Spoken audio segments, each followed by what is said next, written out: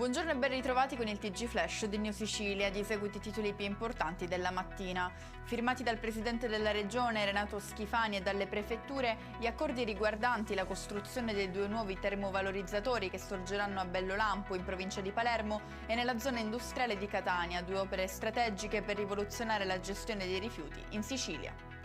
La cronaca, nuovo punto di svolta nelle indagini sui 30 anni di latitanza di Matteo Messina Denaro, di cui è stata arrestata un'altra amante. Floriana Calcagno, di 40 anni, è accusata di favoreggiamento nei confronti del capo mafia. Determinante nelle indagini la gelosia che traspare dalle lettere scritte al boss da Laura Bonafede, sua storica amante. È di 5 misure cautelari e 18 persone indagate il bilancio dell'operazione condotta questa mattina dalla Polizia di Stato nell'ambito di un'inchiesta per corruzione e concussione legata alla gestione del cimitero di Trapani. Tra le irregolarità l'estorsione ai danni di cittadini per ottenere corsie preferenziali per l'accesso ai servizi. Ci spostiamo a Catania per un'aggressione ai danni di soccorritori del 118. Due operatori, un uomo e una donna, sono stati picchiati mentre prestavano soccorso a un anziano investito dal conducente di un monopattino. Proprio da quest'ultimo sono partiti i calci e i pugni.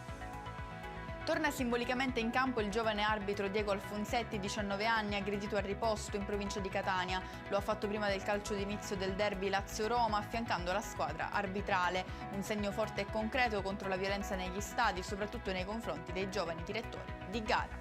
E con questo è tutto, prossimo appuntamento più tardi alle 19:30. Grazie per averci seguito, buon proseguimento di giornata.